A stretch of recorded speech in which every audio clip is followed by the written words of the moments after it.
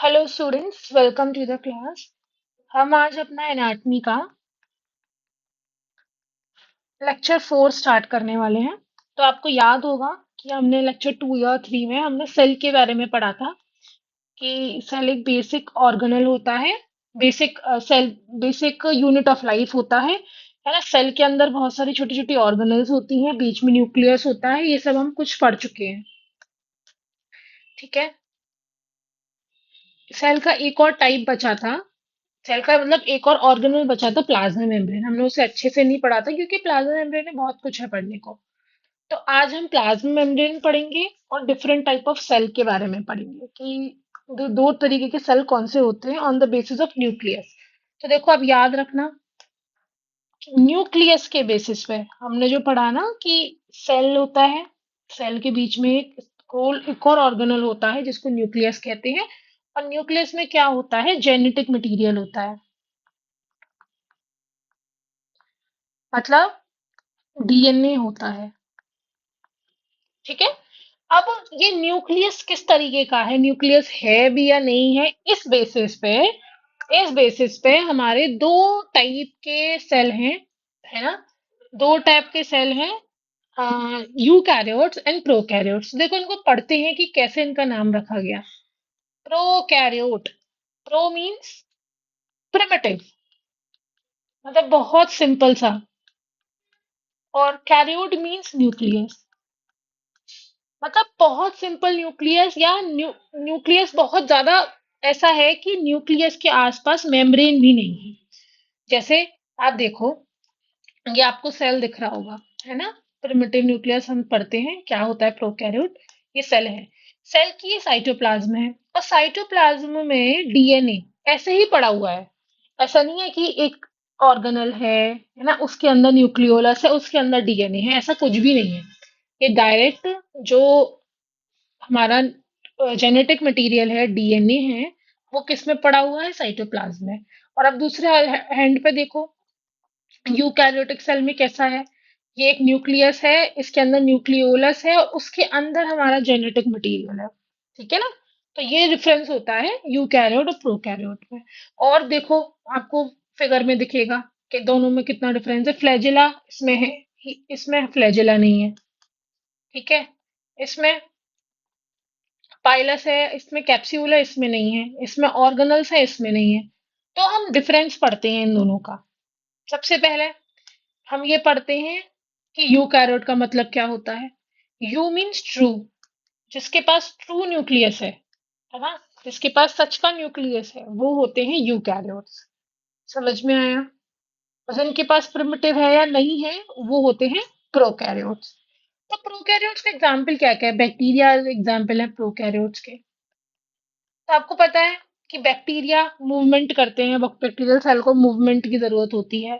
तो ये फ्लैजिला किसके लिए प्रेजेंट है, मूवमेंट के लिए। एक से दूसरी जगह जा सकते हैं फ्लैजिला की हेल्प से। सेल वॉल हमारे यूकैरियोटिक सेल में नहीं होती, ठीक है, इसमें होती है। सेल वॉल क्या करती है, प्रोटेक्ट करती है ना। एक आउटर कवरिंग होती है जो प्रोटेक्ट करती है, नॉट प्रोवाइड, सॉरी, प्रोटेक्ट। समझ में आया। देन हमारी प्लाज्मा मेम्ब्रेन है, ये दोनों के पास होती है। प्रोकैरियोट के पास भी होती है, यूकैरियोट के पास भी होती है ये। और राइबोसोम, ये भी दोनों के पास होते हैं। दोनों के राइबोसोम अलग अलग तरीके के हैं, अलग अलग प्रकार के हैं, लेकिन दोनों के पास राइबोसोम प्रेजेंट होते हैं। साइटोप्लाज्म दोनों के पास होता है ना। और डीएनए दोनों के पास होता है, लेकिन फॉर्म अलग होती है ना। ये न्यूक्लियाइड के फॉर्म में होता है, हमारे पास न्यूक्लियस के अंदर होता है। ठीक है। देन कैप्सूल, ऐसा होता है कि बैक्टीरिया को बहुत प्रोटेक्शन की जरूरत है। क्यों, क्योंकि एंटीबायोटिक्स होती हैं, और उसके अलावा एक बहुत इजीली किल हो सकता है। तो इस प्रोटेक्शन की वजह से इनके पास एक कैप्सूल और होती है ना। कैप्सूल और होती है। तो बेसिकली कैप्सूल किससे बनी हुई है, ग्लाइकोकैलिक्स से। किससे, ग्लाइकोकैलिक्स से। अगर ये ग्लाइकोकैलिक्स अच्छे से टाइट तरीके से बाउंड होता है सेल वॉल के ऊपर, तो हम उसे कैप्सूल कहते हैं। अगर बहुत हल्के से या लूजली बाउंड होता है, तो हम उसे स्लाइम लेयर कहते हैं। तो आपको प्रोकैरियोटिक सेल के ऊपर कैप्सूल मिलेगा या स्लाइम लेयर मिलेगा। और ये जो पिलस होता है ना, इसको पिलाए बोलते हैं प्लूरल फॉर्म में। पिलस का क्या काम होता है? अटैचमेंट का, है ना, दूसरी सेल से अटैचमेंट करने में पिलस का काम होता है। ये बेसिक फंक्शन हमने देख लिए कि क्या फंक्शन है। अब यूकैरियोट के फंक्शन देखते हैं। हाँ, एक राइबोसोम का फंक्शन रह गया। राइबोसोम का फंक्शन क्या है? वही प्रोटीन बनाना।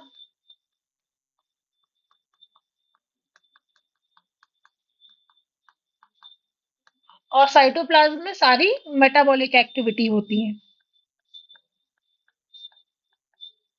ना, जो मेटाबॉलिक एक्टिविटी चलती रहती है। जो भी, मानो ग्लूकोज खाया, ग्लूकोज की ब्रेक डाउन, है ना, ये सब चीजें जो होती हैं वो साइटोप्लाज्म में होती है। अब हम यूकैरियोट पे ध्यान देते हैं। न्यूक्लियस है। न्यूक्लियस के अंदर क्या है? हमारा डीएनए है। ठीक है, न्यूक्लियस के अंदर ही क्या हो रहा है? डीएनए बन रहा है आरएनए। फिर ये आरएनए बाहर आ रहा है और एंडोप्लाज्मिक रेटिकुलम से ये, हाँ, ये आरएनए से क्या बन रहा है? हाँ, एंडोप्लाज्मिक रेटिकुलम के पास राइबोसोम है। वो क्या कर रहे हैं? प्रोटीन बना रहे हैं। राइबोसोम्स क्या है? प्रोटीन बना रहे हैं। देन वो राइबोसोम्स की क्या हो रही है? फोल्डिंग हो रही है। और जो स्मूथ एंडोप्लाज्मिक रेटिकुलम होता है वो फैट की सिंथेसिस करता है। एंडोप्लाज्मिक रेटिकुलम दो टाइप के होते हैं, आरईआर, रफ वाले और स्मूथ वाले। जो स्मूथ रफ वाले होते हैं वो प्रोटीन के सिंथेसिस में हेल्प करते हैं, और जो रफ वो स्मूथ वाले होते हैं वो फैट या लिपिड की सिंथेसिस में हेल्प करते हैं। ठीक है, यहाँ पे जो प्रोटीन है उसकी सिंथेसिस होके वो पैक हो रहा है। देन वो प्रोटीन आगे जा रहा है ना, प्रोटीन बन गया। अब उसको आगे भेज दिया जाता है किसके पास? गोल्जी अपरेटस के पास। गोल्जी क्या करता है? उसकी पैकेजिंग करता है और उसकी मॉडिफिकेशन करता है। ठीक है, उसको ठीक ठाक हालत में करता है जिससे वो अपनी जगह पे जा सके।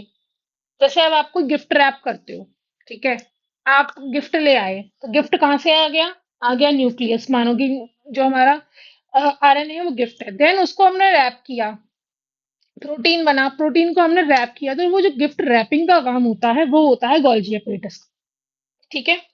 देन माइटोकॉन्ड्रिया हमें एनर्जी देता है ना, एनर्जी प्रोड्यूस करता है।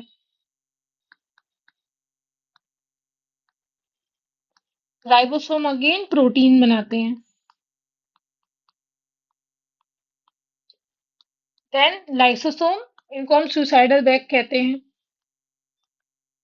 ये लास्ट में हमने पूरा पढ़ा था। सेल मेम्ब्रेन हमें, जो हमारे सेल को एक शेप में रखती है और प्रोटेक्शन देती है। हम लोगों के पास सेल वॉल नहीं होती। ठीक है, तो ये डिफरेंस होगा हमारा यूकैरियोट प्रोकैरियोट में। हम डिफरेंस अब अच्छे से पढ़ लेते हैं, नोट कर लेना। सबसे पहले definition, any cell that contain clearly defined nucleus and membrane bound organelles. ऐसा कोई भी सेल जिसके पास ये ऑर्गेनल्स है जो मेम्ब्रेन बाउंड है, जैसे lysosome, mitochondria, Golgi, endoplasmic reticulum, nucleus, जो मेम्ब्रेन बाउंड है, जिसके आसपास मेम्ब्रेन है ना, जैसे ये न्यूक्लियस है तो उसके आसपास मेम्ब्रेन है ना। तो जो भी जिनके पास मेम्ब्रेन है और जिनके पास एक ट्रू और अच्छा न्यूक्लियस है, वेल डिफाइंड, मतलब हम माइक्रोस्कोप में दिखे देखें तो हमें अच्छे से एक न्यूक्लियस दिखे, तो वो होते हैं यूकैरियोटिक सेल। प्रोकैरियोटिक सेल क्या है? Any unicellular organism that do not contain membrane bound nucleus और ऑर्गेनल। ऐसा कोई सेल जिसके पास जिसके पास मेम्ब्रेन बाउंड न्यूक्लियस ना हो और ना ही ऑर्गेनल हो। अब देखो, इसमें न्यूक्लियस नहीं है, इसमें जो जेनेटिक मटेरियल है वो कहाँ पड़ा हुआ है? साइटोप्लाज्म में पड़ा हुआ है। ये तो क्या है? इस वजह से इसको हम प्रोकैरियोटिक कह रहे हैं। ठीक है, दूसरा एग्जाम्पल देखो। यूकैरियोटिक सेल कौन कौन से? Animal cell, plant cell, fungi cell and protist cell, ये सब क्या है? ये सब है यूकैरियोट। प्रोकैरियोटिक क्या है? बैक्टीरिया या आर्की बैक्टीरिया। अब देखते हैं न्यूक्लियस। न्यूक्लियस प्रेजेंट होता है और मेम्ब्रेन बाउंड होता है, मतलब न्यूक्लियस के आसपास न्यूक्लियस न्यूक्लियर मेम्ब्रेन भी होती है, लेकिन इसमें नहीं होता। इसमें एक रीजन होता है जिसको हम कहते हैं न्यूक्लियर्ड। न्यूक्लियर्ड मतलब एक बहुत बेसिक डीएनए, है ना? बहुत ऐसा बहुत बेसिक डीएनए स्ट्रक्चर या बहुत बेसिक ऐसे जेनेटिक मटेरियल, राइट? उसको हम बोलेंगे न्यूक्लियोइड। तो प्रोकैरियोट्स के पास न्यूक्लियोइड होता है और यूकैरियोट्स के पास न्यूक्लियस होता है। सेल साइज, है ना? ये जो हमारा सेल साइज है यूकैरियोट का, सॉरी, हाँ, यूकैरियोट का, वो है 10 to 100 माइक्रोमीटर। ठीक है। और ये जो प्रोकैरियोटिक सेल होते हैं वो छोटे होते हैं, तो less than μm to 5 μm। आप इसको 0.2 से 0.2 से 5 मान लो माइक्रोमीटर। तो वो जो प्रोकैरियोटिक सेल है उनका साइज बहुत छोटा होता है। डीएनए रेप्लिकेशन कैसे होता है? Highly regulated with selective origin and sequences, replicate entire genome at time. देखो, अब आप जब आप रेप्लिकेशन पढ़ोगे तब इसे पढ़ोगे, मतलब क्या होता है कि हमारे पास ये डीएनए है, हमने बताया था ना कि ये हिस्टोन प्रोटीन के अराउंड होता है। तो एक एक सेक्शन का रेप्लिकेशन होता है हमारी बॉडी में। ऐसा नहीं है कि सारा डीएनए, पूरी बॉडी का डीएनए एक ही बार में रेप्लिकेट हो जाए, एक ही बार में उसकी कॉपी बन जाए। नहीं, ऐसे कॉपी वॉपी नहीं बनती है। लेकिन जो हमारा प्रोकैरियोटिक सेल है वो एक ही बार में पूरे जेनेटिक मटेरियल की कॉपी कर लेता है। पूरा डीएनए जो है एक ही बार में रेप्लिकेट हो जाएगा। Organism type, usually multicellular. जो यूकैरियोट्स होते हैं वो ज्यादातर मल्टीसेलुलर होते हैं, और जो प्रोकैरियोट्स होते हैं वो ज्यादातर यूनिसेलुलर होते हैं, मतलब एक ही सेल प्रेजेंट होता है। एक सेल है और वो सारे फंक्शन कर रहा है। ये बैक्टीरिया आपने देखा ना, एक सिंगल सेल है, वो एक एक बैक्टीरिया है ना? वो सब कुछ कर सकता है, वो जा सकता है, घूम, अपना रेप्लिकेट कर सकता है, डिजीज कॉज कर सकता है। क्रोमोसोम, यूकैरियोटिक सेल में ज्यादा क्रोमोसोम होते हैं, और जो प्रोकैरियोटिक सेल है उसमें एक ही क्रोमोसोम होता है। राइबोसोम जो होते हैं वो यूकैरियोटिक के लार्ज होते हैं, हमने पढ़ा था, एटीएस टाइप के राइबोसोम्स होते हैं। और जो हमारा प्रोकैरियोटिक सेल है उसके पास 70s राइबोसोम्स होते हैं, है ना? ग्रोथ और रीजनरेशन रेट स्लो होती है, बहुत धीरे धीरे ग्रोथ होती है, बहुत धीरे धीरे ही रीजनरेशन होता है। कोई खराब हो जाती है हमारी स्किन, देखिए आपने, स्किन में हमें हील होने में, कहीं हमारे कट लग गया हो तो उसको सही होने में हमें कितने दिन लगते हैं। लेकिन ये चीज प्रोकैरियोटिक सेल में फास्टर होती है। ऑर्गेनल प्रेजेंट होती है, जैसे माइटोकॉन्ड्रिया, गोल्जी एपरेटस, ये सब प्रेजेंट होती हैं यूकैरियोटिक सेल में, लेकिन ये नहीं होती प्रोकैरियोटिक सेल में। ठीक है। Ability to store hereditary information, सारे यूकैरियोटिक सेल के पास अपना डीएनए होता है और पूरी जानकारी होती है कि, है ना? और प्रोकैरियोटिक सेल के पास भी होती है, क्योंकि न्यूक्लियर दोनों में ही है। हेरिडिटी मटेरियल जो है डीएनए वो दोनों में ही है। Cell wall, simple present in, जो यूकैरियोट, ऐसे दो यूकैरियोट हैं जिनके पास सेल वॉल होती है, जैसे कि plants and fungi.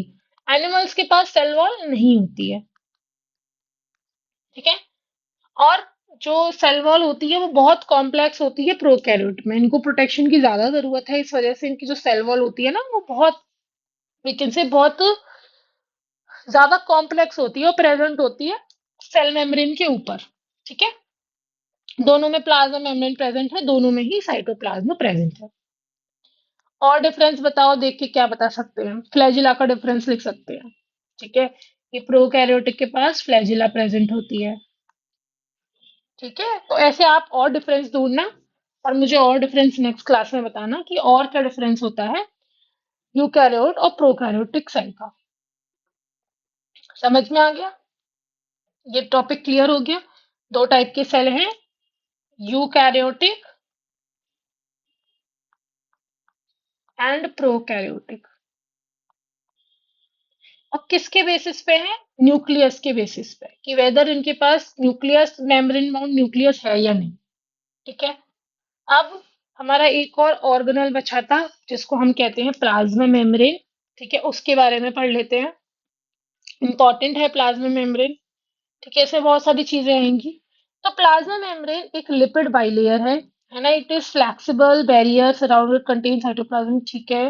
It is describe A fluid mosaic model. तो हम एक पेज ऐड करते हैं। हाँ, देखो पढ़ते हैं कि तो प्लाज्मा मेम्ब्रेन क्या है। प्लाज्मा मेम्ब्रेन सबसे पहले दोनों में प्रेजेंट है।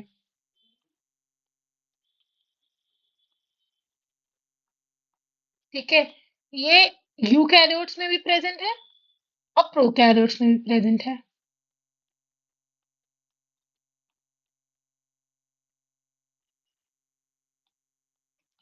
ठीक है। ठीक है। It is physically separated the cytoplasm to the surrounding environment. ये सेल है। ये आपकी प्लाज्मा मेम्ब्रेन है। ठीक है, ये आपकी प्लाज्मा मेम्ब्रेन है। और ये अंदर होता है साइटोप्लाज्म, है ना? अभी अभी मैं पढ़ा, न्यूक्लियस है, साइटोप्लाज्म है, ऑर्गेनल्स हैं, ये सब प्रेजेंट है। तो ये प्लाज्मा मेम्ब्रेन साइटोप्लाज्म को अलग करता है, साइटोप्लाज्म को अलग करता है दूसरी सराउंडिंग से। ठीक है, पूरी और भी सेल्स होंगी सराउंडिंग में, तो हर से अलग कर रहा है प्लाज्मा मेम्ब्रेन। तो प्लाज्मा मेम्ब्रेन एक बहुत मतलब थिन मतलब ऐसा नहीं है कि बहुत मोटी होती है, बहुत पतली होती है, अप्रोक्सीमेटली 8 to 10 नैनोमीटर होती है ना? लिविंग होती है। और इसमें एक आप पढ़ोगे सेलेक्टिव परमिएबल, ये होती है सेलेक्टिव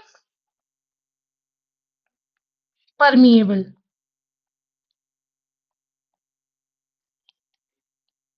क्या मतलब है सेलेक्टिव परमिएबल का?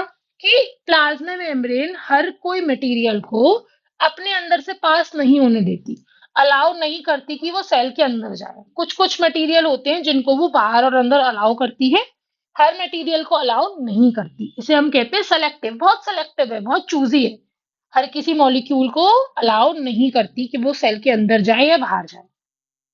इतना समझ में आ गया? बेसिक है। पहले हम हिस्ट्री के बारे में पढ़ते हैं कि हिस्ट्री क्या है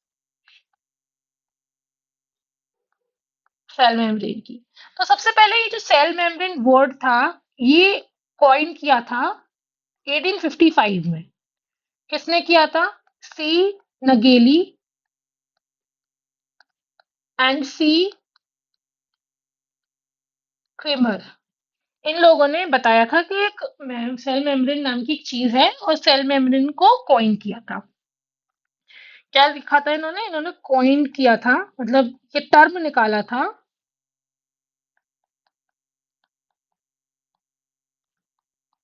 सेल मेम्ब्रेन। देन 1895 में एक साइंटिस्ट थे जिनका नाम था चार्ल्स ओवर्टन। उन्होंने बताया कि प्लाज्मा मेम्ब्रेन किससे बना हुआ है? लिपिड से बना हुआ है। Plasma membrane is composed of lipids. ठीक है, उन्होंने बताया कि जो प्लाज्मा मेम्ब्रेन है वो लिपिड से मिलके बना है। क्लियर हो गया? देन 1990 में या 1990 20 में, है ना, लोगों ने बहुत सारी रिसर्च करी और ये पता चला कि केवल लिपिड से नहीं बना हुआ है हमारा जो प्लाज्मा मेम्ब्रेन है, ये फॉस्फोलिपिड से बना हुआ है।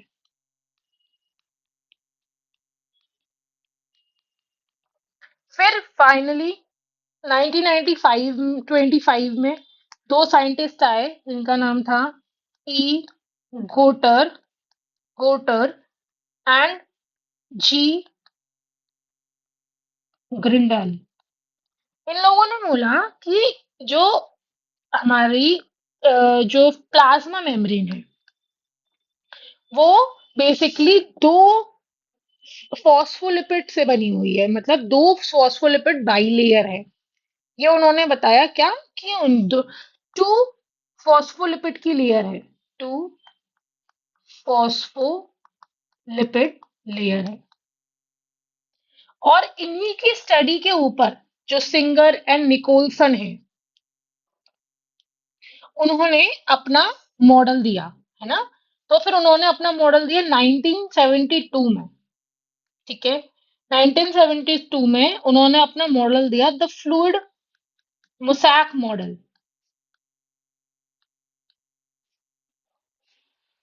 मोसैक मॉडल किसका? ये सेल मेम्ब्रेन का एक स्ट्रक्चर था। और किसने प्रपोज किया इसे? इन साइंटिस्ट का नाम है सिंगर एंड निकोलसन। इन्होंने क्या बोला कि जैसे एक फ्लूइड होता है ना? सेल मेम्ब्रेन भी एक फ्लूइड की तरह है। मतलब ये मूव कर सकता है ना?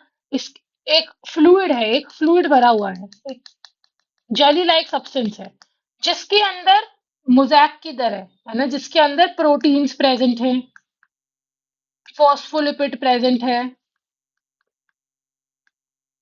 कोलेस्ट्रॉल है, कार्बोहाइड्रेट्स हैं। और इन्होंने बोला कि जो ये मॉडल है, ये जो मॉडल है, ये जो बाई लेयर है, इसके अंदर जो प्रोटीन है ना, वो फ्रीली घूम सकती है। ऐसा नहीं है कि एक ही जगह प्रोटीन अटैच्ड है, फ्रीली घूम सकती है। तो इनका ये बेसिक था, है ना? और फिर टाइम के साथ साथ 1976, 19 2014, 21, इसमें मॉडल में न्यू न्यू अपडेट्स किए जाते रहते हैं। ठीक है, जो भी नया साइंटिस्ट को मिलता है वो इस मॉडल में अपडेट कर देता है। समझ में आ गया? क्लियर हो गया? इतना बेसिक क्लियर हो गया? देखो, ये हमारी प्लाज्मा मेम्ब्रेन है। एक ये लिपिड बाइलेयर ये है, एक लिपिड बाइलेयर ये है। ठीक है, क्लियर हुआ? तो स्टूडेंट्स, लिपिड बाइलेयर का स्ट्रक्चर पढ़ते हैं पहले। ठीक है, बेसिक फ्रेमवर्क और लिपिड लेयर। लिपिड बाइलेयर में तीन तीन पूरी प्लाज्मा मेम्ब्रेन में तीन मेन मॉलिक्यूल होते हैं, लिपिड्स, प्रोटीन और कार्बोहाइड्रेट। ठीक है, पहले हम फॉस्फोलिपिड पढ़ते हैं। देखो, एक लेयर फॉस्फोलिपिड की ऐसे होती है,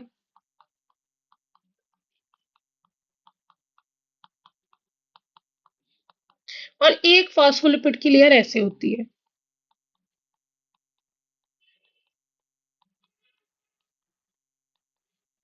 ये दो लेयर ऐसी लेयर होती है।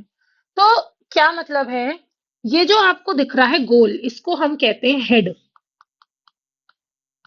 और ये क्या होता है? फॉस्फेट ग्रुप होता है। फॉस्फोलिपिड का फॉस्फेट ग्रुप होता है। और स्टूडेंट्स, ये जो होता है वो हाइड्रोफिलिक होता है। मतलब इसको पानी पसंद है, ये वाटर लविंग है, इसलिए ये बाहर की साइड होता है। और टेल किसकी होती है? टेल होती है फैटी एसिड की। और ये क्या होती है? हाइड्रोफोबिक। हाइड्रोफोबिक, इसको पानी से बड़ा डर लगता है, इसलिए ये ऐसे अंदर की साइड प्रेजेंट होती है, आपको दिख रहा होगा। क्लियर हो गया? फॉस्फोलिपिड में क्या होता है? फॉस्फोट फॉस्फेट ग्रुप होता है और एक लॉन्ग फैटी चेन होती है। ठीक है, आप इसको मत देखिए, ये आपके लिए हाई लेवल का है। आप इतना देखिए कि फॉस्फेट ग्रुप होता है ऊपर की तरफ, हेड की तरफ, जो कि हाइड्रोफिलिक होता है, उसको वाटर पसंद होता है। और एक नीचे वाले लेयर में भी ये सेम ही चीज होती है। और जो टेल होती है, इसको कहते हैं हेड, इसको कहते हैं टेल। टेल क्या होती है? टेल होती है फैटी एसिड की बनी हुई, जो कि हाइड्रोफोबिक होती है, इसको पानी से डर होता है, इसलिए अंदर की तरफ होती है। आप देखो इस फोटो में, ये देखो, दिख रहे हैं आपको? ये क्या है? हेड है। ये क्या है? हेड है। ये बाहर की तरफ है दोनों। क्यों? क्योंकि ये हाइड्रोफिलिक है, इनको पानी पसंद है। और ये टेल क्या है? हाइड्रोफोबिक, इनको पानी से डर लगता है, इसीलिए ये अंदर की तरफ है। ठीक है, उसमें और भी मॉलिक्यूल्स होते हैं, जैसे कोलेस्ट्रॉल है, ग्लाइकोलिपिड्स हैं, ये भी प्रेजेंट होते हैं हमारे जो प्लाज्मा मेम्ब्रेन है। ठीक है, समझ में आया? कोलेस्ट्रॉल के बहुत सारे फंक्शन हैं, फ्लूइडिटी प्रोवाइड करना, है ना? अभी हम लिखते हैं, कोलेस्ट्रॉल लिखते हैं पहले।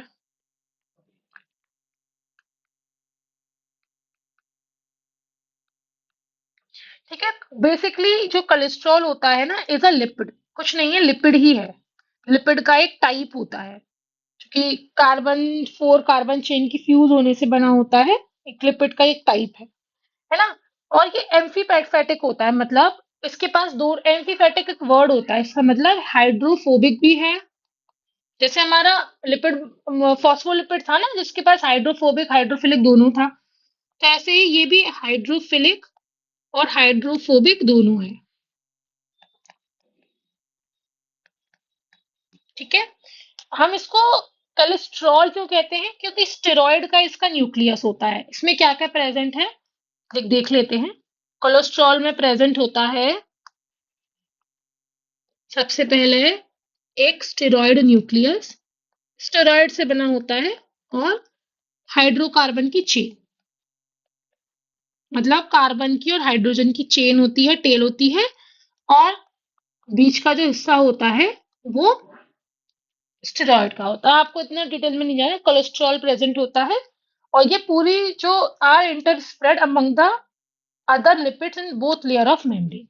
तो दोनों जो लेयर होती है मेम्ब्रेन की फॉस्फोलिपिड पर, उनके बीच में ये प्रेजेंट होता है जगह जगह। और ग्लाइकोलिपिड्स जो होते हैं, ग्लाइकोलिपिड्स भी एक तरीके के लिपिड्स हैं, है ना। तो ग्लाइकोलिपिड्स कहाँ प्रेजेंट होते हैं, ग्लाइकोलिपिड्स एक ही मेम्ब्रेन में प्रेजेंट होते हैं। ठीक है, कहाँ प्रेजेंट होते हैं ग्लाइकोलिपिड्स, ग्लाइकोलिपिड्स होते हैं faces intra extra cellular membrane, ये जो बाहर वाली मेम्ब्रेन है, यहाँ पे आपको ग्लाइकोलिपिड्स और ग्लाइकोप्रोटीन्स दोनों मिलेंगे। ठीक है, एक तरीके से ग्लाइकोलिपिड एक शुगर है, शुगर जो कि मेम्ब्रेन पे मिलती है। ठीक है, इसका बहुत फंक्शन है, cell to cell recognition, tissue immunity, signalling, ये आप आगे पढ़ोगे सब में मदद करता है। तो आप पहले स्ट्रक्चर याद रखो कि ये है सबसे पहले फॉस्फोलिपिड बाइलेयर। कौन सी, फॉस्फोलिपिड। पूरी जो सरफेस होती है उसमें कोलेस्ट्रॉल प्रेजेंट होता है।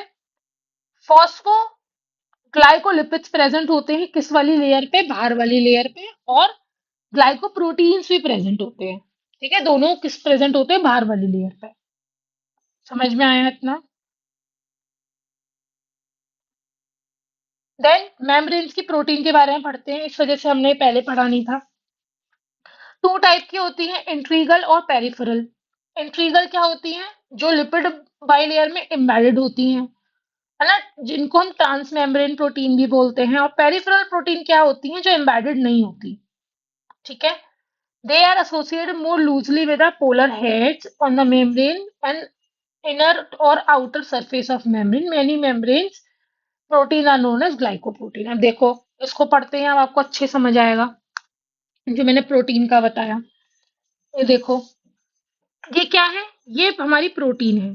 ये आप देख सकते हो कि ये पूरी बाइलेयर में अंदर घुसी हुई है, एम्बेडेड है, इसलिए इसको हम इंटीग्रल प्रोटीन बोलते हैं या ट्रांस मेम्ब्रेन प्रोटीन, जो पूरी मेम्ब्रेन में घुसी हुई है अच्छे से, है ना, अच्छे से बिल्कुल आप देख सकते हो।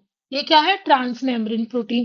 कुछ प्रोटीन ऐसी होती हैं जो घुसी नहीं होती, बाहर की तरफ होती है केवल, जैसे देखो ये बाहर की तरफ है, इनको हम बोलते हैं पेरिफेरल प्रोटीन। और ग्लाइकोप्रोटीन भी पेरिफेरल प्रोटीन ही होती है, बाहर की तरफ होती है। समझ में आया। तो कुछ प्रोटीन अंदर होती है, कुछ प्रोटीन बाहर होती है।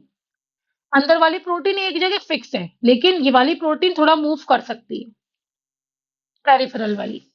इंट्रीगल को हम ट्रांस मेम्ब्रेन प्रोटीन भी कहते हैं। अब देखो, आगे आप इनका फंक्शन भी पढ़ोगे कि क्या फंक्शन करती हैं ये ट्रांस मेम्ब्रेन प्रोटीन। देखो, आयन चैनल्स होती हैं, कैरियर होती हैं, रिसेप्टर्स होती हैं, एंजाइम बनाती हैं, एंड आइडेंटिफाई मार्कर्स ग्लाइकोप्रोटीन्स और ग्लाइकोलिपिड्स। देखो क्या है, अब कोई चीज आई बाहर से, मानो ऑक्सीजन आई, अब कह रही है अरे भाई ट्रांस मेम्ब्रेन प्रोटीन हमें अंदर जाने दे। तो ये ट्रांस मेम्ब्रेन प्रोटीन एक गेट की तरह काम करती है, ये गेट ओपन हो जाता है और मॉलिक्यूल अंदर चला जाता है। समझ में आया। तो ये क्या करता है, ये आयन का एक्सचेंज करता है, आयन चैनल प्रोवाइड करता है, जिससे अंदर जो बाहर जो मटेरियल्स हैं वो जा सके। प्रोटीन के ये ट्रांसपोर्ट करता है चीजों को, कैरियर की तरह ट्रांसपोर्ट करता है। ठीक है, देखो, ये हमने पढ़ लिया कैरियर की तरह कैसे है, आयंस की तरह। देखो कि मानो इसके पास एक पॉजिटिव चार्ज आयन आया, अब वो बोल रहा है कि भाई मुझे अंदर जाना है, तो ये एक नेगेटिव चार्ज आयन को बाहर फेंकेगी और इसे एक प्रोटॉन ग्रेडियंट के थ्रू अंदर ले लेगी। हम एक एक करके पढ़ेंगे इसको, हम बस आप एक याद रखो कि आयंस को भी लेता है। रिसेप्टर होते हैं, ये ना रिसेप्टर होते हैं, ये सेल वगैरह को आइडेंटिफाई करने के काम आती है, पेरिफेरल वाली। एंजाइम की सिंथेसिस भी करते हैं, और ये जो होती है ग्लाइकोप्रोटीन एंड ग्लाइकोलिपिड्स, है ना? ये एक मार्कर की तरह काम करती हैं। अब आप किसी रिसर्च कर रहे हो, आपके पास हजारों तरीके के सेल हैं, तो आप कैसे पता लगाओगे कि ये वाली सेल ये है? उनके पास अलग अलग तरीके के ग्लाइकोप्रोटीन्स एंड ग्लाइकोलिपिड्स होते हैं, उनको देख के हम पहचान लेते हैं कि हाँ, ये वाली एक पर्टिकुलर सेल है। ठीक है। मेम्ब्रेन में कार्बोहाइड्रेट्स ही प्रेजेंट होते हैं, है ना? वो कार्बोहाइड्रेट्स कोवेलेंटली बॉन्ड होते हैं किससे? लिपिड से, जिससे वो मिलके बनाते हैं ग्लाइकोलिपिड्स। इसमें देखो, ग्लाइको का मतलब क्या है? कार्बोहाइड्रेट्स, और लिपिड्स का मतलब है लिपिड्स। तो कार्बोहाइड्रेट किसके संग प्रेजेंट होते हैं? लिपिड के संग। और प्रोटीन के संग भी प्रेजेंट होते हैं और मिलके क्या बनाते हैं? ग्लाइकोप्रोटीन्स। ठीक है। ग्लाइको का मतलब क्या है? कार्बोहाइड्रेट। समझ में आया? कौन कौन से ग्लाइको प्रेजेंट हो सकते हैं? ग्लूकोज हो सकता है, गैलेक्टोज हो सकता है, मिनोज हो सकता है, एन एसिटाइल ग्लूकोसामीन और गैलेक्टोसामीन, है ना? ये ज्यादातर ना प्रोकैरियोटिक सेल्स में प्रेजेंट होते हैं। हम्म, समझ में आया? देन अब हम ट्रांसपोर्ट पढ़ेंगे कि कैसे कैसे जो सेल मेम्ब्रेन है वो ट्रांसपोर्ट करती है। हम टाइम देख लेते हैं। चलो, एक पार्ट थोड़ा सा बेसिक पढ़ लेते हैं। सेल का ट्रांसपोर्ट कैसे होता है? सेल मेम्ब्रेन कैसे ट्रांसपोर्ट कराती है? तो प्लाज्मा मेम्ब्रेन बहुत जरूरी होती है ट्रांसपोर्ट कराने के लिए। ठीक है। Substance which produced by the cell are exported in a cellular waste and product। ठीक है। क्या मतलब है? कुछ चीजें सेल के अंदर बन रही हैं, वो जाती हैं बाहर, और कुछ चीजें बाहर से अंदर आती हैं। तो ये सारा जो ट्रांसपोर्ट होता है वो कौन करता है? सेल मेम्ब्रेन करती है। तो जो ट्रांसपोर्ट होता है वो भी तीन टाइप का है: पैसिव ट्रांसपोर्ट, एक्टिव ट्रांसपोर्ट और बल्क ट्रांसपोर्ट। ठीक है। इन दोनों को ध्यान से पढ़ना है पहले। क्यों? क्योंकि पैसिव का मतलब होता है जिसमें नो एनर्जी रिक्वायर्ड। अरे आप कुछ काम करोगे तो आपकी एनर्जी तो लगेगी, लेकिन पैसिव एक ऐसी तरीके का ट्रांसपोर्ट है जिसमें कोई भी एनर्जी नहीं लगती है ना? ये ग्रेडियंट के ऊपर वर्क करता है। और एक्टिव ट्रांसपोर्ट एक ऐसा ट्रांसपोर्ट है जिसमें एनर्जी लगती है। ठीक है। ये ट्रांसपोर्ट कराने में हमारी सेल को, हमारी बॉडी को एनर्जी लगानी पड़ेगी। ठीक है, तो एनर्जी लगती है।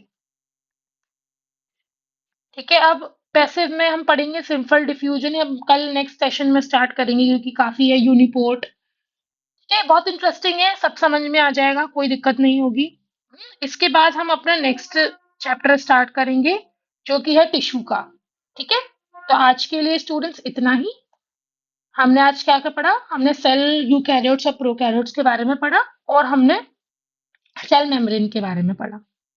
इतना क्लियर हो गया होगा। कल से हम ट्रांसपोर्ट अच्छे से पढ़ेंगे, जिसमें हम पैसिव, एक्टिव, उनके टाइप और बल्क ट्रांसपोर्ट की टाइप भी पढ़ेंगे। ठीक है। कोई भी डाउट्स हो तो आप पोस्ट कर सकते हो, आप पूछ सकते हो, है ना? You are welcome. कभी भी डाउट्स पूछ सकते हो। एंड हम नेक्स्ट सेशन में मिलेंगे, तब तक के लिए बाय। है ना? आप सेल मेम्ब्रेन को और जो यूकैरियोट्स एंड प्रोकैरियोट्स है उनको रिवाइज करना, जिससे जो आपके कॉन्सेप्ट्स है वो क्लियर हो जाए। Bye bye students.